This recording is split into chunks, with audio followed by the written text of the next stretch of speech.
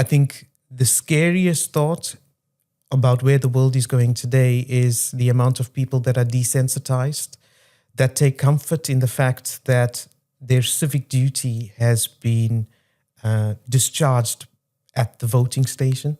People are now becoming more aware than ever with the availability of AI, with the availability of social media.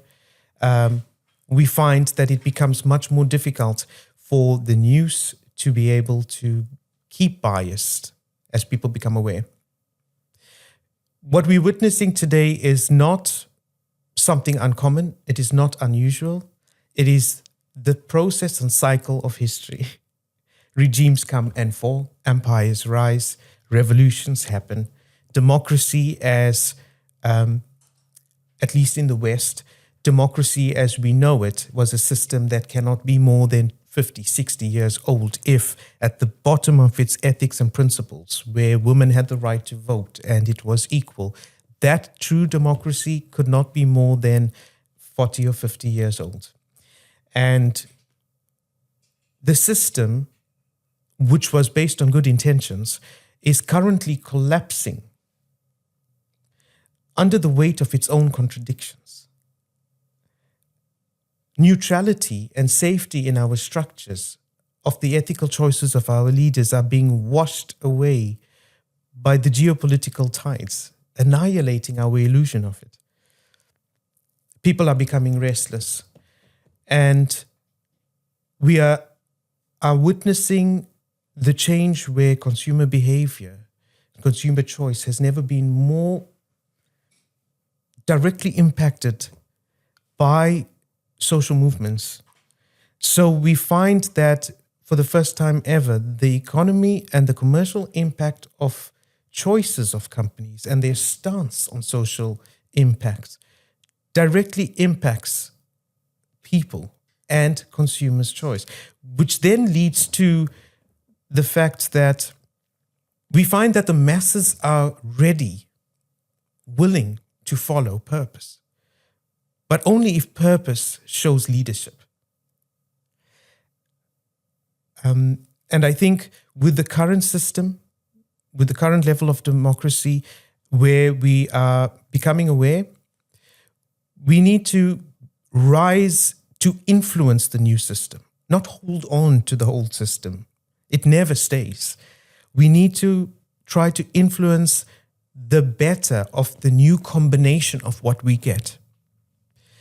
Some democracies will remain.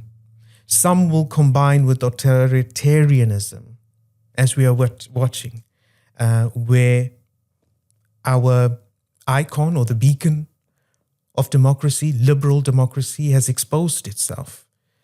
Where the world is watching diplomacy being nothing but theatrical.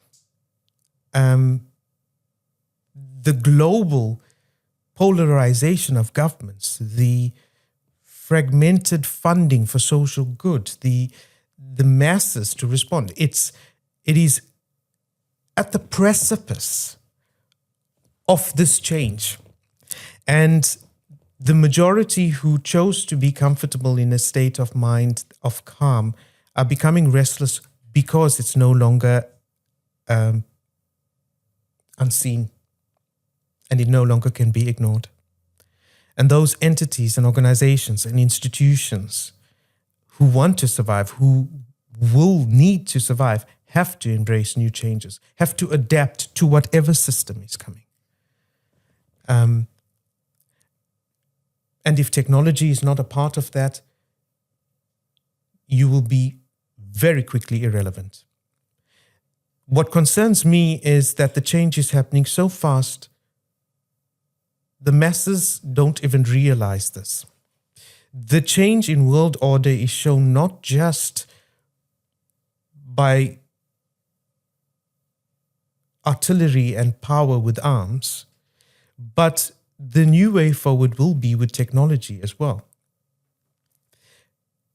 If I give you an example, India is invested 40 billion from the private sector into AI and artificial intelligence. The 10th globally to have invested so much from private sector into AI.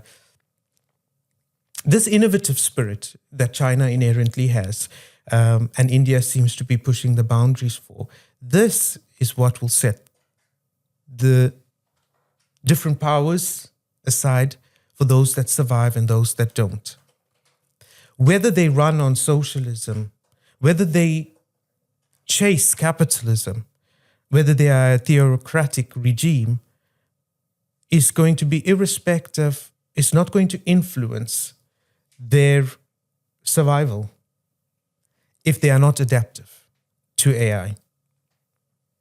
Any company that we currently know, compared to a new company that we had to set up today, if I had to set up today, utilizing and leveraging of every single AI tool available today, I would already have my company running at 30% less cost than the company existing today. And if my company then is able to keep up with every update and incorporate every update of new AI, it will exponentially become more efficient than the current company of today. There will eventually come what I refer to a point of no return, where the current company of today will simply not be able to, cannot survive compared to the company that was started exactly today. And that point of no return is coming faster than people are aware of. And I suspect within 5 years, at the rate of which new innovation is indeed being taken up by academics, I think the world as we look at it now, the structures, capitalism, it will certainly come to a different end.